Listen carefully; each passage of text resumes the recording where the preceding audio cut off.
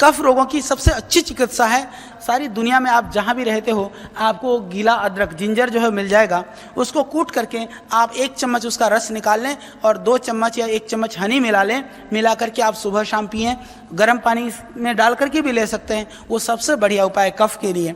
यदि आप dry ginger सूखा हुआ जिसको सूंठ बोलते हैं, सौंठ काली मिर्च उसको पीस करके यदि पाउडर करके थोड़ा हनी के साथ चाट लें तो भी कफ खत्म हो जाता है।